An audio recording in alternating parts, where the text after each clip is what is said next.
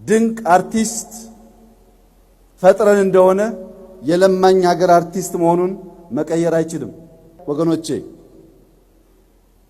ኢትዮጵያ ለማኝ ሀገር መሆኗን ላስታውሳችሁ እወዳለሁ።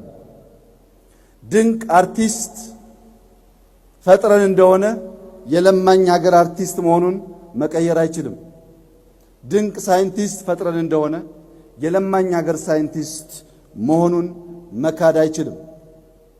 ጥበበኞች አሉን፣ ባለሀብቶች አሉን፣ ባለእውቀቶች አሉን።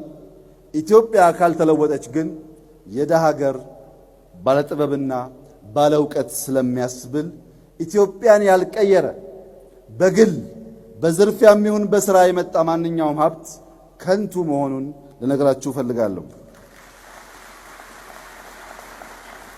እየለመኑ ፉከራ እየለመኑ ቀረርቶም ስለማያዋጣ በሰከነ መንፈስ ኢትዮጵያን እያሳደግንና እየቀየር ከአደባባይ ወደ አዳራሽ ተቀየረውን ንግግርና ውይይት ብናመጣ ለስልጣኔ፣ ለእድገት፣ ወደፊት ለምናደርገው ጉዞ ጠቃሚ እንደሚሆን በዚሁ አጋጣሚ ላሳስብ እፈልጋለሁ።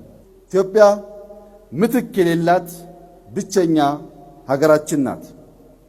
እችን ብቸኛ እናት አባቶቻችን እምዬ ብለው ይጠሯት ነበር። እምዬ ኢትዮጵያን ከሚያፈርስና ከሚያጠፋ ከሚያደኸይና ከሚያቆለቁስ ተግባር ተቆጥበን በሰከነ በተደመረ በሚያዘልቅና በሚያልቅ ኢትዮጵያዊ ማንነት እቺን ሀገር በጋራ እንድንገነባ ጥሪዬን አስተላልፋለሁ።